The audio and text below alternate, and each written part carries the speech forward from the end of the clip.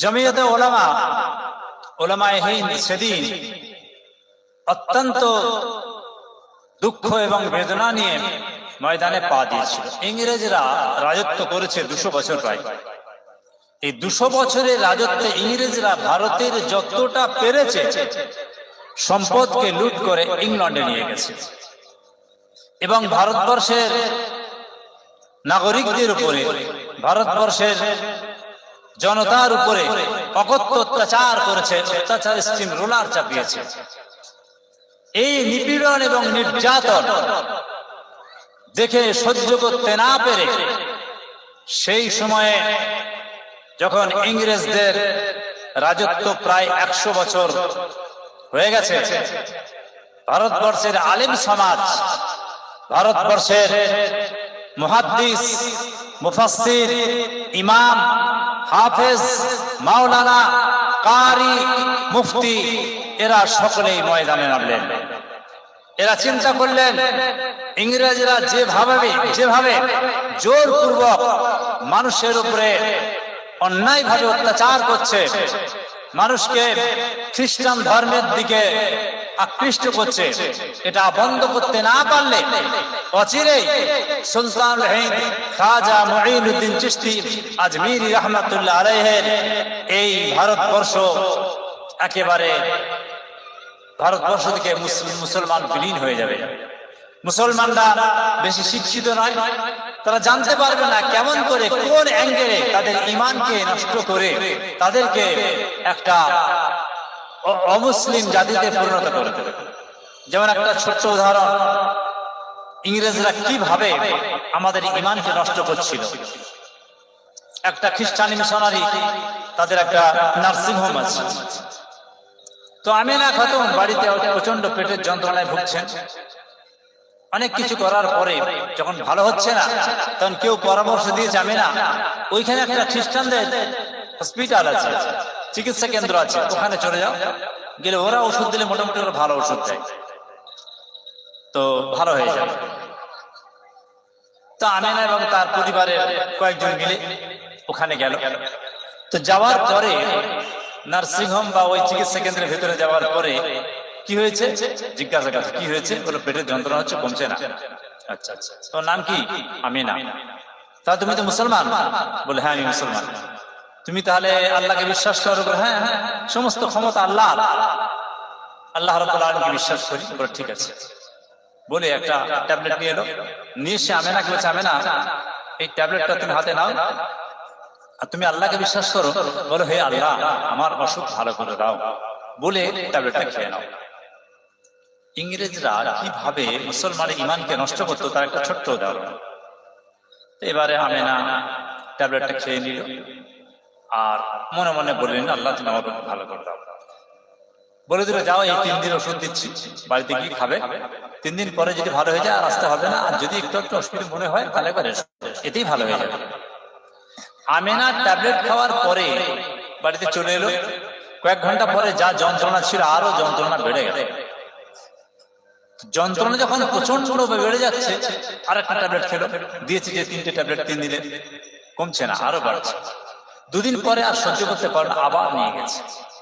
নিয়ে যে ওই খ্রিস্টানদের যে হসপিটাল, ওখানে গিয়ে কি ব্যাপার আমিনা কি হলো? বলে আমার ভালো হচ্ছে না, আপনি ওষুধ খাওয়ালেন ভালো হয়নি, আপনি ওষুধ দিয়েছেন সেটা বাড়িতে গিয়ে পরের দিনে খেলাম তাও ভালো নেই, আমরা সহ্য করতে পারছি না, মনে হয় আমি মারা যাবো। তখন ওই নার্স বলছে আরে মারা আবার যাবে, তা হয় না। আচ্ছা ঠিক আছে, তোমাকে আরো ভালো ওষুধ দিচ্ছি। একটা ট্যাবলেট নিয়ে এলো, নিয়ে আসার পর বলছে আমিনা তুমি কার নাম করে খেয়েছি? বলে কেন আমি আল্লাহর নাম করে খেয়েছি। হে আল্লাহ আমার রোগ ভালো করে দাও। তা তোমার ভালো হয়েছে না হয়? না ভালো হয়নি। তাহলে আজকে তোমাকে একটা অন্য নাম বলতে বলি, বুঝলে? কি? তুমি হাতে ট্যাবলেট নিয়ে বলে হে গড, খ্রিস্টানরা গড বলে, হে গড তুমি আমার রোগ ভালো করে দাও, দেখো তো কি কাজ হয় না। আমিনা তো মূর্খ মানুষ, ওর যা অবস্থা ও চিন্তা করছে আমার রোগটা ভালো হলেই হলো। তবু তখন হাতে করে ট্যাবলেট নিয়ে বলছে হে গড তুমি আমার রোগটা ভালো করে দাও। ট্যাবলেটটা খেয়ে নিল।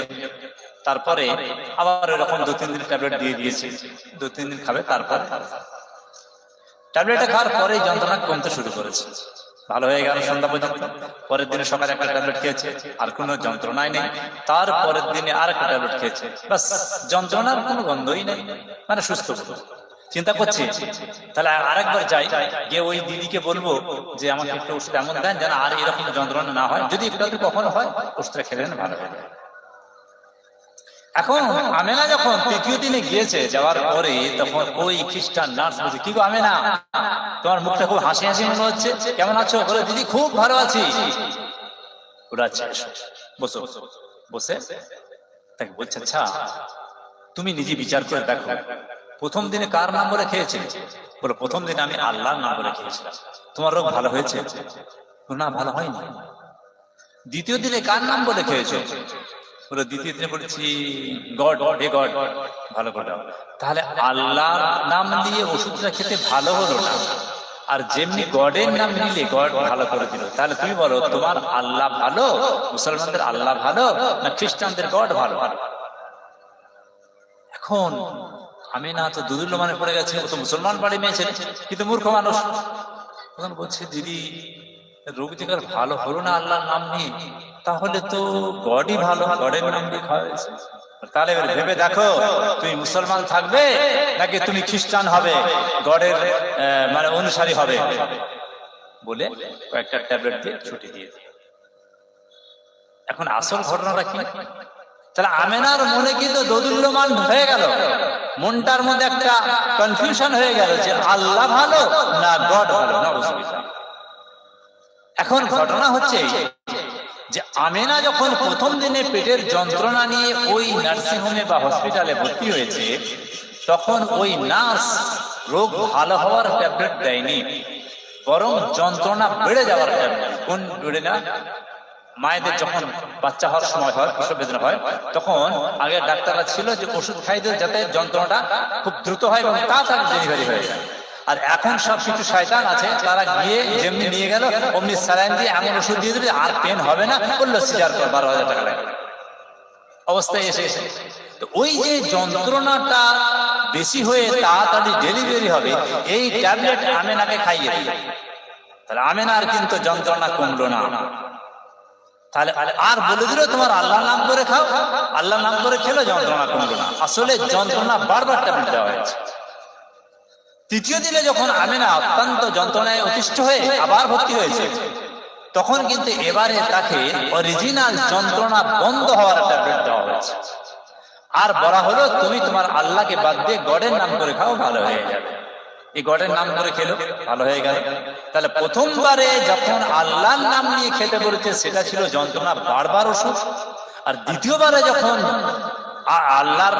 আল্লাহর নাম নিয়ে খেয়েছিল তখন যন্ত্রণা বারবার ওষুধ খেয়েছে, আর যখন গডের নাম নিয়ে খেয়েছে তখন যন্ত্রণা কমার ওষুধ দিয়েছে।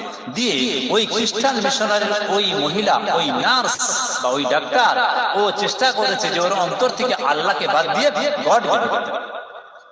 এইভাবে খ্রিস্টানরা ভারতের মুসলমানদেরকে বিভিন্ন ভাবে তাদের ঈমানকে নষ্ট করার পরিকল্পনা করত। এই অবস্থাটা যখন জমিয়তে ভারতের আলেম সমাজ জানতে পারলেন, সেই সময় আলেম সমাজরা আর ঠিক থাকলেন না। সঙ্গে সঙ্গে আলেমরা সেই সময় দেশের তাবড় তাবড় আলেমরা নেমে পড়লেন ময়দানে। এখন ময়দানে কাজ করতে গিয়ে চিন্তা করছে যে যখন ইংরেজদের বিরুদ্ধে আমরা লড়বো, রাজশক্তির বিরুদ্ধে যখন লড়বো, তখন তো 1, 2, 3, 4 জন 10 জন 50 জন হবে না, একটা ইউনিটি দরকার, একটা সংগঠনের দরকার। তখন গোটা ভারতবর্ষের বিভিন্ন রাজ্য থেকে বড় বড় আলেমদেরকে ডাকা হলো, ডেকে একটা সংগঠন তৈরি করা হলো। সংগঠনের নাম হলো জমিয়াতে ওলামায়ে হিন্দ। সেই সংগঠনের পরে সদস্য হয়েছেন ফুরফুরার দাদা হুজুর কিবলা রহমাতুল্লাহ, আবু বকর সিদ্দিকী রহমাতুল্লাহ। বেশ কিছুদিন চললো ইংরেজদের বিরুদ্ধে। এখন ইংরেজদের বিরুদ্ধে চলার পরে যখন ইংরেজদের নাকানিচুবানি হয়ে গেল, ওরা যখন এবার দেশ ছাড়তে বাধ্য হবে, এই অবস্থা যখন হয়ে গেল, তখন ওরা এবার মরণ কামড় দিল। সেই সময়তে ভারতবর্ষের হিন্দু এবং মুসলমানরা, হিন্দুরা চিন্তা করলো মুসলমানদের বড় সংগঠন আছে জমিয়তে ওলামায়ে হিন্দ, এই সংগঠন দেশের স্বাধীনতার জন্য অনেক রক্ত দিয়েছে, অনেক প্রাণ দিয়েছে, অনেক সম্পদ দিয়েছে, তাহলে এদেরকে সঙ্গে করে নিয়ে একটা মজবুত সংগঠন তৈরি করা হবে। একটা মজবুত সংগঠন তৈরি করার জন্য ডাকলো আলেমদেরকে। জমিয়তে ওলামায়ে হিন্দ ময়দানে আগিয়ে গেলেন। যাবার পরে অমুসলমান যারা তারা বলে আমরা একটা দল করি আসুন, সেই দল বা পার্টির মাধ্যমে আমরা দেশের স্বাধীনতা অর্জন করব এবং আমরা দেশ চালাবো। সেটা হলো সেই সময়ে জাতীয় কংগ্রেস। এবারে যখন জাতীয় কংগ্রেসে যখন জমিয়তে ওলামার বড় বড় নেতারা নাম লেখাচ্ছে, ফুরফুরা আবু বকর সিদ্দিকী রাহমাতুল্লাহ আলাইহি হুজুরকে বলছে, হুজুর কি করা যাবে? তিনি বললেন, আমার কিন্তু ইচ্ছা রাখছে জমিয়তে ওলামায়ে হিন্দ ভারতবর্ষের সমস্ত আলেম সংগঠন, দাদা হুজুর কেবলা তার সঙ্গে আছে, কিন্তু যখন এরা রাজনীতির দিকে পা দিচ্ছে, জমিয়তে ওলামার সব আলেম নয়, কিছু আলেম, তখন ইনি চিন্তা করলেন, বললেন যে এটা আমার ঠিক পছন্দ লাগছে। যখন বললেন পছন্দ লাগছে, তাহলে কিন্তু আমরা দেখতে পাচ্ছি জমিয়তে ওলামার বড় বড় নেতারা বলছেন, আমরা দেখতে পাচ্ছি হুজুর যদি আমরা সংগঠনে না যাই, তাহলে মন্ত্রী ক্যাবিনেট যখন হবে, ইংরেজরা যখন দেশ ছেড়ে চলে যাবে, ভারত যখন স্বাধীন হবে, তখন পার্লামেন্টে যে মেম্বার হবে, মন্ত্রী হবে, প্রধানমন্ত্রী হবে, রাষ্ট্রপতি হবে, আমরা তো কেউ থাকতে পারবো না, আমরা তো দলে নেই, কেউ থাকতে পারবো না। তাহলে দেশকে চালাবার জন্য যে ক্ষমতার প্রয়োজন, পাওয়ারের প্রয়োজন, সব ওদের হাতে থাকবে, আমাদের তো কিছু থাকবে না। দাদা হুজুর বললেন, তাহলে আপনারা যেটা ভালো বুঝেন করেন, আমি কিন্তু চললাম। বাস তিনি চলে এলেন। এসে তিনি যেহেতু জমিয়তে ওলামার লোক, তাই তিনি গোটা ভারতবর্ষের জমিয়তে ওলামার সংগঠনের নাম হচ্ছে জমিয়তে ওলামায়ে হিন্দ। আর দাদা হুজুর কেবলা রাহমাতুল্লাহ আলাইহি তিনি যে সংগঠনটা তৈরি করলেন, নাম দিলেন জমিয়তে ওলামায়ে বাংলা আসাম। দুজনের রাস্তা কিন্তু দেখতে দুটো, কিন্তু লক্ষ্য একটা। দাদা হুজুর কেবলা রাহমাতুল্লাহ আলাইহির উদ্দেশ্য হলো রাজনীতিতে গিয়ে ঝঞ্ঝট ঝামেলায় গিয়ে আমার ইবাদত, আমার জিকির, আমার তাসাউফ, আমার মারিফাত এসব কিছু অনেক কিছু গণক হয়ে যাবে। অতএব আমি আল্লাহর বান্দাদেরকে আমি দ্বীনের দিকে, মসজিদের দিকে, মাদ্রাসার দিকে, খানকার দিকে, এদিকে ভালো করে মজবুত করে এদিকে ইমানটা মজবুত হবে। ওদিকে বড় বড় আলেমরা চিন্তা করেন যদি পার্লামেন্টে আমরা সদস্য হয়ে না যাই, তাহলে পার্লামেন্টে আমাদের বিরুদ্ধে কি আইন হবে আমরা বুঝতে পারবো না। আর যদি কোনো আইন তৈরি করে আমাদের বিরুদ্ধে হয়, তাহলে পার্লামেন্টে আমরা থাকলে তা আমরা মানে সঙ্গে সঙ্গে আমরা প্রেসার দিয়ে সেটা বন্ধ করতে পারবো, বা আমরা বলতে পারবো যে আপনি আইনটা করছেন, আইনটা সবার জন্য নয়, ঠিক নয়, ইত্যাদি। তাহলে দুটো সংগঠন, জমিয়তে ওলামায়ে হিন্দ সেও ঠিক রাস্তায় চলেছে, জমিয়তে ওলামায়ে বাংলা আসাম এটাও ঠিক রাস্তায় চলেছে। এখন কথা হলো, দাদা হুজুর চলে গেলেন, বড় বড় হুজুররা আওলাদে হুজুর চলে গেলেন। এখন এই জমানাতে প্রয়োজন হয়ে পড়ছে রেজিস্ট্রেশন করা। তো জমিয়তে ওলামায়ে বাংলা আসাম যখন রেজিস্ট্রেশন করতে যাওয়া হলো, যিনি রেজিস্টার আটকে দিল, বলে এমন তো সংগঠনের নাম হবে না, তার হবে না মানে বলে জমিয়তে ওলামায়ে বাংলা আবার আসাম দুটো আলাদা আছে, এই দুটোকে একসাথে করে তো হবে না। তার কি করতে হবে? বলে হয় জমিয়তে ওলামায়ে আসাম করুন, আর না হলে জমিয়তে ওলামায়ে বাংলা করুন, তবে রেজিস্ট্রেশন হবে। ফুরফুরা সেই সময়কার বড় বড় সমস্ত বিজ্ঞ আলেমরা, পীরজাদারা, তারা চিন্তা করলেন, না রেজিস্ট্রেশন না করলে সংগঠনের কোনো দাম থাকবে না। সরকারকে বলতে গেলে, কিছু কথা বলতে গেলে, কিছু কথা রাখতে গেলে, কিছু দাবি করতে গেলে রেজিস্ট্রেশন থাকলে তবে তার গুরুত্ব সরকারের কাছে হবে। তো ঠিক আছে, তার আসামটা বাদ দিয়ে জমিয়তে ওলামায়ে বাংলা, জমিয়তে ওলামায়ে বাংলা করা হলো। আসামের আলেমরা খেপে গেল যে আমরা দাদা হুজুর কেবলার এই সংগঠনের সঙ্গে আছি, আর এই আমাদেরকে বাদ দিয়ে কি ব্যাপার? তখন পশ্চিমবাংলায় জমিয়তে ওলামায়ে বাংলার সব মানে বড় বড় স্থাবর সব মাথারা বসে, কি করা যাবে?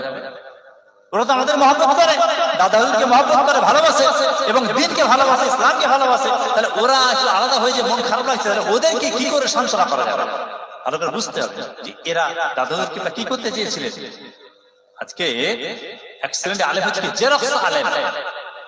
আপনি বলেন অরিজিনাল আধার কার্ড এক জায়গায়, আর 1000 জেরক্স কপি একদিকে। আচ্ছা, ওই 1000 জেরক্স কপির দাম বেশি না একটা আধার কার্ড অরিজিনাল তার দাম বেশি? কি বলবেন? অরিজিনাল তার দাম বেশি। তাহলে অরিজিনাল একটা হলেই তার সব দাম, আর জেরক্স 1000 হলেও তার কোনো দাম নেই। তো এই জেরক্স কপি আলেম হয়ে কোনো দাম নেই। দাদা হুজুর কেবলা ফুরফুরা শরীফের জমিয়তে ওলামায়ে বাংলা জেরক্স কপি চায় না, তারা চায় অরিজিনাল দাদা হুজুর যেভাবে সংগঠনকে অত্যন্ত বিচক্ষণতার সঙ্গে চালিয়েছিলেন, সেই মানুষ এসুক, সেই ব্যক্তি এসুক, তারাই সব আগিয়ে নিয়ে যাবে আল্লাহর দ্বীনকে, আল্লাহর তাওহীদ। প্রিয় ভাই সব, আসামের লোকেরা যখন ক্ষিপ্ত হয়ে গেল, ক্ষিপ্ত মানে তারা ঠিক রেগে যাচ্ছে, তারা মনে দুঃখ পাচ্ছে, তাহলে আমরা দাদা হুজুর কিবলার সংগঠন দিকে আলাদা হয়ে গেলাম, এই বরকত আমরা পাবো কি করে? সঙ্গে সঙ্গে পশ্চিম বাংলার যারা জমিয়তে উলামায়ে বাংলা নাম দিয়ে রেজিস্ট্রেশন করেছিলেন তারা বলে না, তার আরেকটা কাজ তো করা যায়। এখন এই যে অফিসার যিনি রেজিস্ট্রেশন করলেন তাকে বলা হলো আমরা তো দুটো রাজ্যের সংগঠন ছিলাম, একটা রাজ্যের হলে তার আরেকটা রাজ্যে কি করা যাবে? বলে আপনাদের কোনো চিন্তা নেই, ও রাস্তা দেখে বলে আপনাদের কোনো চিন্তা নেই, ওই আসামে আপনারা করুন জমিয়তে উলামায়ে আসাম, রেজিস্ট্রেশন হয়ে যাবে। সঙ্গে সঙ্গে এরা প্রস্তাব দিল, ফুরফুরা শরীফ থেকে প্রস্তাব দেওয়া হলো আসামকে যে তোমরা এই নামে রেজিস্ট্রেশন করে নাও এবং রেজিস্ট্রেশন নাম্বার আলাদা, আসামের আলাদা, পশ্চিমের আলাদা, কিন্তু আমাদের কাজ হবে যৌথভাবে জমিয়তে উলামায়ে বাংলা আসাম যে একসাথে কাজ করতাম সেই একসাথে কাজ করতাম। তারা আশ্বস্ত হয়ে গেল, খুশি হয়ে গেল, হ্যাঁ ঠিক আছে হয়েছে, বাস ওরা আলাদা রেজিস্ট্রেশন করলো, এখানে আলাদা রেজিস্ট্রেশন করা হলো। তো এই জমিয়তে উলামায়ে বাংলা এদের কাজ কি ছিল? আলেমদের সংগঠন করে লাভটা কি? আলেম মানে তো মসজিদ ইমামতি করবে, আলেম মানে তো তাবিজ লিখবে, আলেম মানে তো খতম করবে, আলেম মানে তো ঈদের নামাজ পড়াবে, বিয়ে পড়াবে, গরু জবাই করবে, এই তো। কিন্তু ফুরফুরা আবু বকর সিদ্দিকী রাহমাতুল্লাহ আলাইহি এত বিশ্ববিখ্যাত একজন আল্লাহর ওলি মানুষ, তিনি হঠাৎ করে আবার এই এমন সংগঠন কেন করতে গেলেন? আসলে ব্যাপার হচ্ছে আল্লাহর দ্বীনকে কায়েম করার জন্য একটা প্ল্যাটফর্ম থেকে সব কাজ করা যায় না, একটা জায়গা থেকে সব কাজ করা যায় না। তিনি চিন্তা করলেন যদি আলেমদেরকে একত্রিত করা যায়, এই আলেমরা মসজিদে নামাজ পড়াবে ইমাম হয়ে, আবার এই আলেমরা নির্বাচনী জনসভাতে দাঁড়িয়ে চিৎকার করে ভারতকে মজবুত করার জন্য ভোট দেওয়ার কথা এরাই বলবে, তাহলে এদের ভেতরে দুটো শিক্ষা থাকতে হবে। একটা হলো দ্বীনি শিক্ষা, যেটা ওর নামাজ, রোজা, হজ, যাকাত, কালেমা ইত্যাদি শেখাবে। আরেকটা হচ্ছে দুনিয়াবি শিক্ষা, যে শিক্ষাটা না হলে সে সামনে দাঁড়াতে পারবে না। কি হলো? তিনি বললেন সেই সময় হাই মাদ্রাসা ফার্স্ট শুরু হয়েছে, তো বলা হতো তখন আমরা উলুবেড়িয়া যে সিনিয়র মাদ্রাসা ওকে বলা ওল্ড স্কিম মাদ্রাসা, আর হাই মাদ্রাসাকে বলা হচ্ছে নিউ স্কিম মাদ্রাসা। দাদা হুজুর কিবলার প্রতিষ্ঠিত হাই মাদ্রাসা একে বলা হতো নিউ স্কিম মাদ্রাসা। তো ওনাকে বলো দাদাজি আপনি কি বলতে যাচ্ছেন? আমি বলতে যাচ্ছি এই হাই মাদ্রাসায় যারা পড়বে তারা বাংলা ইংরেজির সাথে আরবিও পড়বে, তার মানে আরবিতে সে দিন শিখবে আর বাংলা ইংরেজি শিখে সে পার্লামেন্টে দাঁড়াতে পারবে, সে রাইটার্সে দাঁড়াতে পারবে, নবান্নে দাঁড়াতে পারবে, সে SDO, MLA, SDO, BDO, CI এরা হতে পারবে।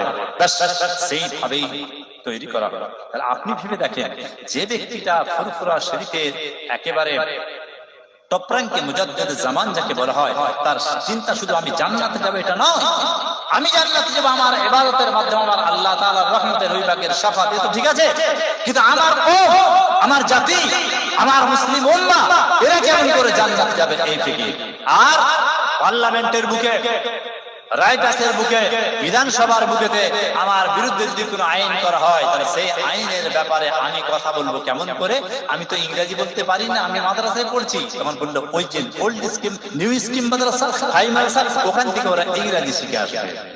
দাদা হুজুর রাহমাতুল্লাহ আলাইহি যখন ভারতের আলেম সংগঠনটা সবাই মিলে যখন চিন্তা করছেন যে ইংরেজদের মুখের উপরে জবাব দেওয়া যাবে কি করে, আলোচনা হচ্ছে, সেই সময় ইংরেজি শেখা হারাম করে দিয়েছিল। আলেমরা বলছে না ইংরেজি শেখা যাবে না, ইংরেজি শিখলেই খ্রিস্টানদের সব নিয়ম কানুন শিখিয়ে দেবে ওর মাধ্যমে, তো ইংরেজি শেখা যাবে না। কিন্তু এই বড় বড় আলেমরা চিন্তা করলেন তাহলে আমরা ওদের মুখের উপরে জবাব দেবো কেমন করে? তখন আলেমরা বললেন না, ইংরেজি আমাদের শিখতে হবে, কিন্তু দ্বীনকে বিক্রি করে দিয়ে নয়, ইসলামকে পায়ে ধরে নয়। আজকে আমাদের কাছে যারা ইংরেজি শিক্ষা অর্জন করেছে, ডাক্তার হয়েছে, ব্যারিস্টার, উকিল হয়েছে, তারা নামাজের ধার ধারে না, কোরআনের ধার ধারে না, ইসলামের কথা বললে তারা ঠাট্টা বিদ্রুপ করে, মসজিদের নাম শুনলে তারা নাক ছিটকায়, এই অবস্থা। দাদা হুজুর বললেন যে না, এমন একটা শিক্ষা হতে হবে যে শিক্ষার ভিতরে দ্বীন এবং দুনিয়া দুটোই থাকবে। তিনি দিল্লিতে খবর দিলেন কিভাবে আগানো যাবে। তিনি বললেন হুজুর, কে বলছেন? মৌলানা মোহাম্মদ আলী, মৌলানা শওকত আলী বলছেন হুজুর আমরা কিন্তু ওদের সঙ্গে মিশবো বটে, ওদের সাথে থেকে ওদের ইংরেজি শিখবো বটে, কিন্তু আমার নিজস্ব কৃষ্টি কালচার আলাদা থাকবে। দাদা হুজুর বলে এটাই তো আমি চাচ্ছি, তোমরা কি চিন্তা করছো, তোমরা কি চিন্তা করছো? মনে রাখবেন গোটা ভারতবর্ষের বিভিন্ন প্রভিন্স থেকে যত বড় বড় আল্লাহর ওলি আলেমরা আসতেন দিল্লিতে, তার মধ্যে দাদা হুজুর কিবলা রহমাতুল্লাহ নামটাও থাকতো সেই লিস্টে। সুবহানাল্লাহ। তেমন চারটিখানি লোক নয়, যেমন তেমন মানুষ ছিলেন না। আমরা মনে করলাম তার ধরে নাম বলে একটুখানি আমরা কি বলে গোল জামা পড়লাম, ব্যাস ব্যাস হয়ে গেছে না। তিনি সংগঠন তৈরি করেছে এমন মজবুত যে ইংরেজরা লাঠি খেতে খেতে ইংল্যান্ডে চলে যেতে বাধ্য হলো। তিনি এখান থেকে বললেন তার কি করা যাবে, ও মোহাম্মদ আলী শওকত একদম ইয়াং, ওই 22 এই 26 28 এরকম বয়স হবে। বাস সঙ্গে সঙ্গে হুজুর আমরা একটু পরিবর্তন করবো আমাদের ড্রেসের, আলেমরা যেন কোনো ফতোয়া না দেয়। তার মানে তোমার ড্রেসটা তো এই পিরহান, তুমি ওটাকে কি করবে, ছোট করে ফেলবে, প্যান্ট শার্টের মতো ইংরেজ দেবে? না না, তা নয়, তোমার টুপিটাও মাথায় আছে, কি করবে, বাদ দিয়ে দেবে? দাদা হুজুরের কথা ওখান থেকে আওয়াজ এলো, হুজুর না, আমরা ওই ইংরেজদের মুখে জুতো মারবার জন্য আমাদের ড্রেসটাকে একটু মডিফাই করি। কি লম্বা তো পিরান করি, ওই লম্বা পিরানটাকে খালি বুকের কাছটা দিয়ে কেটে দেবো, দিয়ে বড় বড় কোটের মতো বোতাম লাগিয়ে দেবো, আর এই জামাটার নাম হচ্ছে পাঞ্জাবি, আর ওইটার নাম হবে শিরওয়ানি। স্টাইল আধুনিক হয়ে গেল। আমরা যেমন তেমন টুপি পরতাম, কিন্তু না, আমরা এবার টুপি পরবো একেবারে সেই তুর্কি টুপির মতো উঁচু, গোল টুপি এরকম উঁচু, এরকম। দাদা হুজুর শুনেই খুব খুশি হয়ে গেল, হ্যাঁ ঠিক বলে, হ্যাঁ হুজুর, আর আপনি খাস করে দোয়া করেন আমার এই ড্রেস, আমি মাওলানা মোহাম্মদ আলী, মাওলানা শওকত আলী, এই যে ড্রেসটা পরছি, শিরওয়ানি পরছি, কালো শিরওয়ানি একেবারে হাঁটুর নিচে পর্যন্ত, এই শিরওয়ানি যেন আমার আল্লাহ তাআলা কবুল করে নেন। গোটা ভারতবর্ষের আলেমদের কাছে এই দুই ভাই মিলে আপিল করলেন। এরা খুব ভালো ইংরেজি শিখে গেছিলেন, মাওলানা মোহাম্মদ আলী, মাওলানা শওকত আলী খুব ভালো ইংরেজি শিখে গেছিলেন। দোয়া করা হলো, আল্লাহ কবুল করে নিলেন। কেমন কবুল করেছেন? আজকে ভারতবর্ষের যত কোর্ট আছে, সুপ্রিম কোর্ট, হাইকোর্ট, নিম্ন আদালত, যত কোর্ট আছে, কোর্টে জজের সামনে উকিল দাঁড়িয়ে যখন কোনো সওয়াল করতে যাবে, তখন ওই মাওলানা মোহাম্মদ আলী শওকত আলীর তৈরি কালো কোট পরতে হবে। ওই কালো কোটটা না পরলে জজের সামনে দাঁড়ানো যাবে না। ইসলামী ড্রেস, মাওলানা মোহাম্মদ আলীর ড্রেস, মাওলানা শওকত আলীর ড্রেস, আবু বকর সিদ্দিকী, গোটা ভারতবর্ষের বড় বড় এইরকম আলেম, আল্লাহ রইলা, আল্লাহর কাছে দোয়া করছে, আল্লাহ তোমার দ্বীনকে হিন্দুস্তানে কায়েম রাখার জন্য আমার আলেম সমাজ একটুখানি জামাটাকে মডিফাই করেছে, আল্লাহ আবার তুমি কবুল করে নাও। এমন কবুল করা করলো, হিন্দুস্তানের জমিনে প্রত্যেকটা কোর্টে উকিলদেরকে, জজদেরকে ওই ড্রেস পরতে হবে, নাহলে তারা অফিসে যেতে যতই গরম হোক, যতই যাই হোক, ওইটা পরতে হবে। ইদানিং করে এখন কোর্টের কাপড় দেয় না, প্রচন্ড গরম, পাতলা কাপড় নি, কিন্তু ওই কালো কোট ওই অতদূর পর্যন্ত জজদেরকে নিতে হবে। তো আল্লাহ রাব্বুল আলামিন কবুল করে নিলে জমিয়তে ওলামায়ে বাংলা তিনি কি করলেন, দাদা হুজুর রাহমাতুল্লাহ কলকাতার বুকে নিউ মার্কেটের যে ওনার মানে জায়গা ছিল, ওখানে ফুরফুরা শেখ ওখানে আসতেন। সেই সময় গোটা ভারতবর্ষের বুকেতে স্বাধীন দেশ, এবারে ইংরেজদেরকে তাড়িয়ে দিয়ে আমরা দেশ গঠন করব, গোটা জাতি আমাদেরকে সাপোর্ট করবে, ভোট দেবে আমাদেরকে। কি হলো সেই সময় জাতীয় কংগ্রেস কে, মহাত্মা গান্ধী, মাওলানা মোহাম্মদ আলী আর CR দাস, চিত্তরঞ্জন দাস, তিনটে হেভিওয়েট নেতা। গান্ধীজি হেভিওয়েট নেতা, মাওলানা মোহাম্মদ আলীও তাই, চিত্তরঞ্জন সেও তাই। এরা দিল্লিতে বসে চিন্তা করলো ফুরফুরার পশ্চিম বাংলার ভোট নিতে গেলে, পশ্চিম বাংলার জনতার সহায়তা নিতে গেলে ফুরফুরায় একজন ব্যক্তি আছে, তার নাম হলো আবু বকর সিদ্দিকী রাহমাতুল্লাহ, ফুরফুরা শরীফের বাড়ি। ওখানে চিন্তা হচ্ছে, আলোচনা হচ্ছে, ওনাকে যদি একবার বলা হয়, ওনাকে যদি একটু হাতে পায়ে ধরে বলেন যে হুজুর একটু আপনি বাংলার মানুষকে বলুন না, জানে একটু ওরা আমাদের দিকে সাপোর্ট করে, তাহলে কাজ হয়ে যাবে। বাস তিনজন এসে গেল, সেই সময় প্লেনের ব্যবস্থা না, ট্রেনে করে দাদা হুজুরের কাছে খবর চলে গেল ফুরফুরার বুকেতে, এই ইয়েতে কলকাতার বুকেতে, যেখানে উনি মানে ফুরফুরা থেকে কলকাতা এসে থাকতেন, যে হুজুর আপনার কাছে ভারতের তিনটে বড় বড় নেতারা আসছে। কে আছে গো? বলে হুজুর গান্ধীজি আছে, আর কে? একজন মৌলানা সাহেব আছে। কে মৌলানা? মৌলানা মোহাম্মদ আলী শওকত আলী, উনি তো খুব ভালো করে চিনতেন। বলে আচ্ছা মোহাম্মদ আলী আসছে, আর কে আসছে? বললো চিত্তরঞ্জন দাস। কেন আসছে বলো তো? তা তো বলতে পারবো না, কিন্তু আসছে, খবর হয়ে গেছে, এই জন্য আপনাকে জানিয়ে দিলাম। তিনি বলেন ঠিক আছে আসুক। এলেন তিনজনে, এসে যেখানে থাকবেন ভালো করে দেখেন। ফার্সি কবি একটা আছে, কবিতা বলে, কবিতা হচ্ছে বাদাব বা নাসিব, বাদাব খুশনাসি আর বেয়াদব বদনাসি। দাদা হুজুরের নাম নিয়ে মঞ্চে বসে আর আলেমদের বিরুদ্ধে গিল্লা গুজরি করা হচ্ছে, মানুষের বিরুদ্ধে গিল্লা গুজরি করা হচ্ছে। আল্লাহ সহ্য করবে তো? আল্লাহ ছাড় দিচ্ছেন, ছেড়ে দেবেন না। খুব ভালো করে বুঝতে হবে। আমার হাতে মাইক আছে বলে আমি যাইছে তাই বলে দেবো, সাধারণ মানুষ যাইছে তাই শুনে নেবে না। আমাকে বলতে হবে কথা ভেবে। আমি কার স্টেজে বসে কথা বলছি, কার নাম নিচ্ছি বারবার করে? ফুরফুরার আবু বকর সিদ্দিকী, এই আজমিরের খাজা মঈনুদ্দিন চিশতি আজমিরি, তারপরে পাঞ্জাবের সিন্ধে সিরহিন্দে মুজাদ্দিদ আল বাসানি আলাইহিমুর রাহমা, এদের নাম নিচ্ছি আর আমার ভাষা হচ্ছে অন্যরকম। মনে রাখবেন, আল্লাহ রাব্বুল আলামিন দুজন ফেরেশতাকে রেখেছেন, এটা ভুলে গেলে হবে না। কিরামান কাতিবিনা ইয়ালামুনা মা তাফআলুন। বান্দারে, তোর সারা জিন্দেগিতে যা যা তুই করছিস, আমার দুইজন ফেরেশতা তোর সঙ্গে সব সময় রাখা আছে। 24টি ঘন্টা রাখা আছে, 365 দিন রাখা আছে। একটা মুহূর্তের জন্য তাদের ঘুম ধরে না, তাদের কলমের কালি শেষ হয়ে যায় না, তাদের খাতার পৃষ্ঠা শেষ হয়ে যায় না। কিরামান কাতিবিনা ইয়ালামুনা মা তাফআলুন। কিরামান কাতিবিন, দুই সুরক্ষক ফেরেশতারা তোর জীবনের সব আমলগুলো একটা একটা করে লিখে রাখছে। ফামাই ইয়ামাল মিসকালা যাররাতিন খায়রান ইয়ারা ওয়া মান ইয়ামাল মিসকালা যাররাতিন শাররান ইয়ারা। যদি তোরা ছোট ছোট থেকে সরষা থেকে অনুপরিমাণ যদি ভালো কাজ করিস, তার বদলাও আমার আল্লাহ দেবেন। আর অনুপরিমাণ যদি অন্যায় করিস, গুনাহ করিস, তাহলে তার বদলাও আল্লাহ রাব্বুল আলামিন দেবেন। কাল কিয়ামতের ময়দানে আল্লাহ রাব্বুলের সামনে সবাইকে নিজের মামলা নিয়ে দাঁড়াতে হবে। খবরদার, আমার ভাষা কেমন হবে? বিশ্ব নবী মুহাম্মদুর রাসূলুল্লাহ সাল্লাল্লাহু আলাইহি ওয়াসাল্লাম হুসনু খলিলিন, মিষ্টি ভাষা, শত্রুর সাথেও ভালো ভাষা, ভালো ব্যবহার, আর বন্ধুর সাথেও ভালো ব্যবহার।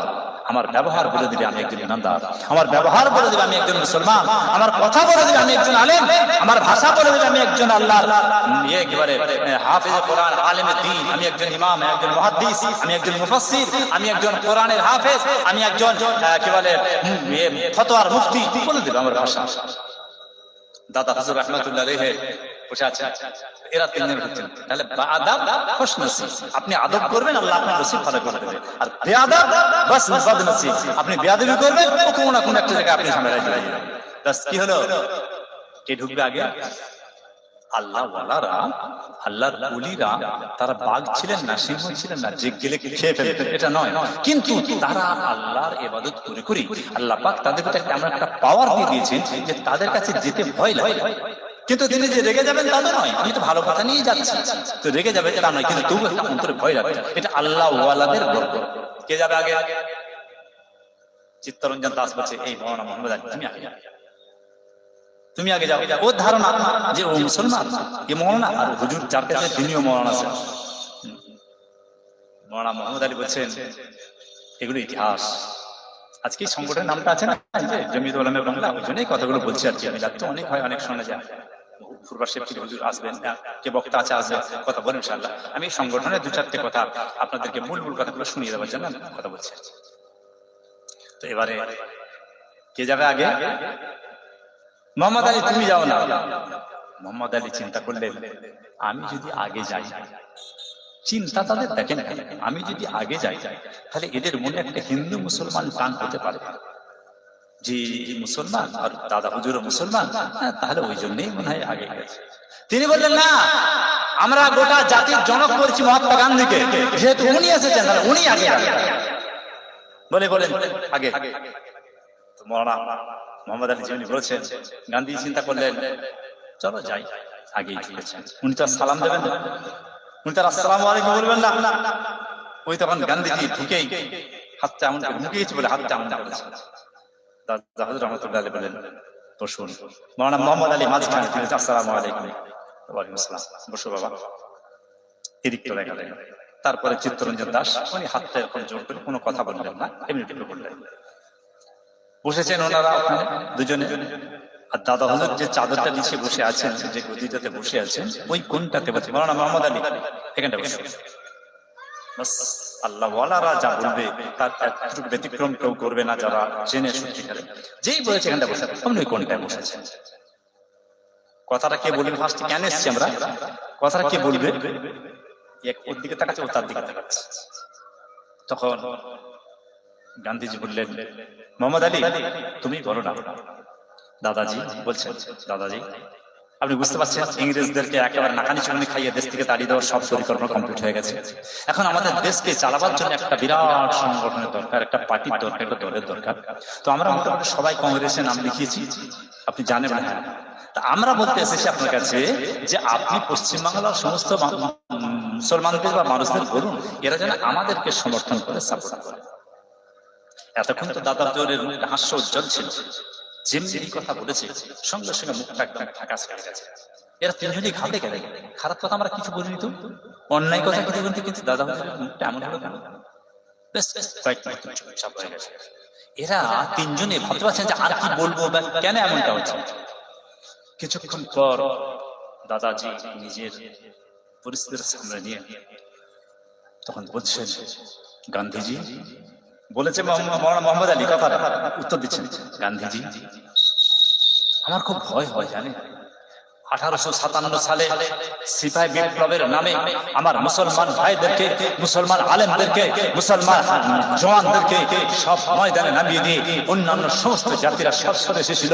আর সেই দিনে ওই ইংরেজদের হাতের স্ট্যান্ডার্ডের বুলেটগুলো ঝরঝর ঝরঝর করে আমার মুসলমান আলেমকে, মুসলমান যুবকদেরকে মেরে একেবারে তছনছ করে সব রক্তে হাবুডুবু খাইয়ে দিয়েছিল। সেই দিন আমাদের সাথে একসাথে ইংরেজের বিরোধিতা করব বলে ময়দানে যে আর আলেমদেরকে, মুসলমানদেরকে ফেলে রেখে দিয়ে সব সরে এসেছিল, সেদিন ইংরেজদের যত রাগ, যত ক্ষোভ, যত হিংসা সব হয়েছে মুসলমানদের উপর। আপনি জানেন, দাদা হুজুর বলছেন, আপনি জানেন কত হাজার হাজার মুসলমান শহীদ হয়েছে সেদিন? আজ থেকে 100 বছর আগের ঘটনা। যদি সেদিনে আপনারা সরে না যেতেন, ওই বেঈমান ইংরেজদেরকে আজ থেকে 100 বছর আগে 1857 সালে লাঠি মেরে ইংল্যান্ডে পাঠিয়ে দেওয়া হতো। 100 বছর আগে স্বাধীন হয়ে যেতাম। সত্যি তো ঘটেছে, চিত্তরঞ্জন দাস মাথায় নিচু করেন, সত্যি তো তাই ঘটেছে। সেই সময় আলেমদেরকে, মুসলমানদেরকে সামনে দাঁড় করে দিয়ে আর সব পালিয়ে এসেছে। এবার যখন এই অবস্থা, দাদাজি তখন বললেন, বেশ আপনারা যখন বলছেন, আমি আশা করবো আপনাদের ইমানদারি যেন ঠিক থাকে। তার মানে ওই দিনের মতো আপনারা ময়দানে দাঁড় করিয়ে দিই আর পালিয়ে আসতে, এটা যেন না হয়। আমি আমার বাংলার মুসলমানদেরকে বলবো, তারা তাদের বিবেক বিবেচনা নিয়ে চিন্তা ভাবনা করে যেভাবে ফাইসলা করবে তার উপরে ছেড়ে দেওয়া হবে, আমি তাদেরকে বলে দেবো। কথা শেষ। আস্থা পাওয়া গেল যে উনি অন্তত পক্ষে না হলেও বিরোধিতা করবেন না, কারণ ইংরেজদেরকে আমরাই তাড়িয়েছি। সবাই বেরিয়ে গেল। মৌলানা মোহাম্মদ আলী ভেতরে আছেন এখনো। দাদাজি বললেন, বসো, তোমার সাথে একটু দিনের কথা হবে। দিনের কথা মানে শরীয়তের কথা, এখন তো দেশের কথা হয়ে গেল এখানে। ওনারা যাক, ওদের জন্য চা কফি যার ব্যবস্থা আছে, তুমি বসো। মৌলানা মোহাম্মদ আলী বসে আছেন। মৌলানা প্রথমে, ওনারা তো হিন্দি উর্দুতে কথা বলছেন, বাংলা তো বুঝবেন না ওনারা। মৌলানা প্রথমে আমি মুসলমান, প্রথমে আমি ধর্মীয় দিক থেকে মুসলমান, আর আমি হলাম দেশের দিক থেকে ভারতবাসী। এটা যেন ভুলে যেও না, এটা যেন ভুলে যেও না। তার মানে তোমার জজের সামনে লড়তে পারবে যেমন তুমি উকিল হয়ে, তেমনি আবার মসজিদের ভেতরে ইমাম হয়ে নামাজ পড়াতে পারবে, এটা যেন তোমার ভেতরে থাকে। খবরদার, দেশের চিন্তা করে যেন নামাজ বাদ দিয়ে দিও না, দেশের চিন্তা করে যেন তোমার শরীয়ত থেকে দূরে সরে এসো না। সেই জন্য দিল্লির বুকে একটা কনফারেন্সে মৌলানা মোহাম্মদ আলীকে জিজ্ঞাসা করলেন, মৌলানা মোহাম্মদ আলী আপনার পরিচয়টা একটু দেবেন। পরিচয় মানে? আমার পরিচয় তো আমি একজন ভারতীয় নাগরিক। এই তো বলো না, আপনার টোটাল পরিচয়টা একবার দেবেন। মৌলানা মোহাম্মদ আলী অত্যন্ত বিচক্ষণতার সাথে উত্তর দিলেন, যদি ধর্মের দিক থেকে আমাকে প্রশ্ন করা হয় তুমি কি, আমি প্রথমবারে বলবো মুসলমান, দ্বিতীয়বারে বলবো মুসলমান, জীবনের শেষ মুহূর্ত পর্যন্ত বলবো আমি মুসলমান। আর যদি দেশের দিক থেকে আমাকে প্রশ্ন করা হয়, তখন আমি প্রথমে বলবো আমি ভারতবাসী, দ্বিতীয় বলবো আমি ভারতবাসী, জীবনের শেষ মুহূর্ত পর্যন্ত বলবো আমি ভারতবাসী। সাংবাদিক মাইক্রোফোনটা হাতে করে নিয়ে নিজের পাঁচটা মৌলানা মোহাম্মদ আলীর মুখের কাছে লাগিয়ে কথা বলুন আপনি। তখন সেই সময়তে এমন মাইক্রোফোন আবিষ্কৃত হয়নি। তখন এই সাংবাদিক বলছে, মৌলানা সাহেব আপনি এমন সুন্দর ভাবে কথা বললেন যে কথার কোনো ফাঁক নেই, যে আমরা একটা প্রশ্ন করবো আপনাকে, প্রশ্ন করে আপনার কাছ থেকে জবাব চাইবো, কোনো ফাঁক নেই, আমি আপনার সুন্দর বুঝিয়ে বলেছি। কি ভাই সব দাদা হুজুর কিবলা রাহমাতুল্লাহ আলাইহি একদিকে যেমন ইমানদারির কথা বলেছেন, অপরদিকে তেমন দেশের কথা বলেছেন। একদিকে যেমন তিনি নামাজে দাঁড়িয়ে তাহাজ্জুদে চোখের পানি ফেলে আল্লাহর দরবারে আপিল করেছেন জীবনের গুনাহ মাফের জন্য, আল্লাহর দরবারে আপিল করেছেন উম্মতে মুহাম্মাদের গুনাহ মাফের জন্য। আবার অপরদিকে তিনি চাস্তের নামাজ, বেলা 10টার সময় একটা নফল নামাজ আছে, 9টা-10টার সময় ওটাকে চাস্তে নামাজ হয়। এই নামাজের পরে খুব দোয়া কবুল হয়। এই নামাজের পরে বলতে, আল্লাহ যে জমিনে আমার খাজা মঈনুদ্দিন রহমাতুল্লাহ আলাইহি আছে, যে জমিনে মুজাদ্দিদ আল-বিসামি রহমাতুল্লাহ আছেন, যে জমিনে হযরত নিজামউদ্দিন সুলতান আউলিয়া আছেন, হে আল্লাহ এই জমিনকে তুমি ইংরেজ মুক্ত করো, এই জমিনকে তুমি শুয়োর খেপদের কাছ থেকে আমাদের হাতে দিয়ে দাও, এই জমিন থেকে বেঈমান ইংরেজদেরকে তাড়িয়ে দেওয়ার ব্যবস্থা তোমার কুদরতি নিজামে তুমি করে দাও। ভাইরা আমার, সেই সংগঠনের আমরা মহব্বতের মানুষ যারা আনুষ্ঠানিকভাবে কমিটিতে আছে তারা তো দায়িত্বশীল আছে, ঠিক আছে। আমরা যারা এই সংগঠনকে আন্তরিকতার সঙ্গে মহব্বতের সঙ্গে এটাকে আমরা ভালোবাসি, তাহলে আমাদের দরকার হচ্ছে এই যে দাদা হুজুর রহমাতুল্লাহ আলাইহি যিনি চোখের পানি ফেলে এই সংগঠনকে তৈরি করে দেশের অখণ্ডতা, দেশের স্বাধীনতা রক্ষার চিন্তা করেছিলেন। আজকে আমাদের হাতে দেশের জন্য এমন বেশি কিছু করার নেই, কিন্তু আমার নিজের জন্য করার আছে কি, আমার নেক আমল, আমার আমলে সালেহ, আমার নেক আমলটা আমার খুব দরকার আছে। আমি মুসলমান, আমার যত পাওয়ার সব ঈমানের কাছে, আমার যত ক্ষমতা সব ঈমানের কাছে, আমার যত চিন্তা ভাবনা সব ঈমানের কাছে। আমার যদি ঈমানটা ঠিক হয়ে যায়, আমার ঈমান নেক আমলটা যদি আমার ঠিক হয়ে যায়, তাহলে আমার পাওয়ার, আমার ক্ষমতা, আমার মজবুতি যা থাকবে দুনিয়ার কোন শক্তির ক্ষমতা নাই যে আমি একজন ঈমানদার আমার গলায় ছুরি চালাতে পারে। হযরত মাওলানা ইসমাইল শহীদ রহমাতুল্লাহ আলাইহি ভারতবর্ষের বিখ্যাত আলেমদের মধ্যে একজন, আরো অনেক বড় বড় আলেমরা আছেন। হযরত মাওলানা জুলফিকার আলী সাহেব বিখ্যাত আলেম, জমিয়তে উলামায়ে হিন্দের একজন সদস্য। বাস ইংরেজের কাছে খবর চলে গেছে, মাওলানা সাহেব জুলফিকার কোথায়, ওকে অ্যারেস্ট করতে হবে, আমাদের বিরুদ্ধে কথা বলছে। মাওলানা জুলফিকার ইমানদার যারা, আল্লাহর ওলি যারা, তারাও সব দুনিয়াদারি কোনো ভয় ভয় পরোয়া করেন না। বাস খবর হয়ে গেল, উনি ওই মাদ্রাসা এবং ওই মসজিদ, ওই পাশাপাশি যে আছে, মসজিদে থাকেন, মাদ্রাসাতে পড়ান, মসজিদে থাকেন। মাদ্রাসা এবং মসজিদ দুটো একে অপরের পরিপূরক। মাদ্রাসা না থাকলে মসজিদ অচল। তার মানে মাদ্রাসাতে শিক্ষা দেওয়া হবে কেমন করে নামাজ হবে, কেমন করে কি বলে রুকু করতে হবে, কেমন করে উযু করতে হবে, মাদ্রাসার ছাত্রদের শিক্ষা দেওয়া হবে। ওরাই তো পরে এসে মসজিদ ইমাম হবে, ওরাই তো পরে এসে আলেম হবে, ওরাই তো পরে এসে সমাজে মানুষের সামনে কথা বলবে। মাদ্রাসার দরকার আছে, মসজিদ এই জন্য দরকার আছে। আমি তো শিখিয়ে দিলাম একটা বাচ্চাকে যে আমার এমন করে নামাজ পড়তে হয়। মসজিদ মানে মসজিদে দাঁড় করিয়ে দাঁড়াও তুমি, আল্লাহর হাতটা কতটা তুলতে হবে, হাতটা কোথা মারতে হবে, রুকুর সময় আমার হাতটা কোথা থাকবে, সিজদার সময় আমার চোখটা কোথা থাকবে, আমি যখন নামাজে আত্তাহিয়াত করব তখন আমার চোখটা কোন দিকে থাকবে, আমি যখন সালাম ফিরবো এ পাড়া ও পাড়া দেখবো নাকি তার নিয়ম কি আছে। বাস ওটা মাদ্রাসায় শিখবো আর মসজিদে এসে সেটা প্র্যাকটিস করবো। বাস ওদিকে হচ্ছে থিওরিক্যাল আর এদিকে হলো প্র্যাকটিক্যাল। বাস একজন আল্লাহর প্রিয় বান্দায় পরিণত হবে। এই হলো মাদ্রাসার। তো মাদ্রাসাকে আল্লাহ রাব্বুল আলামিন এমন একটা বরকতপূর্ণ জায়গা করেছেন যে জায়গাতে সকাল বেলাতেই বাস আউযু বিল্লাহি মিনাশ শাইতানির রাজীম, রব্বুল আলামিন আল্লাহ, শয়তান সারা দুনিয়ায় বিচরণ করছে, যে কোনো মুহূর্তে সে আমাকে পথভ্রষ্ট করে দিতে পারে। তাই ফজরের ওয়াক্তে উঠে পড়ে আমি শুরু করছি, আল্লাহ আমাকে ওই শয়তানের চক্রান্ত থেকে বাঁচিয়ে দাও। আউযু বিল্লাহি মিনাশ শাইতানির রাজীম ভাবার তোলে।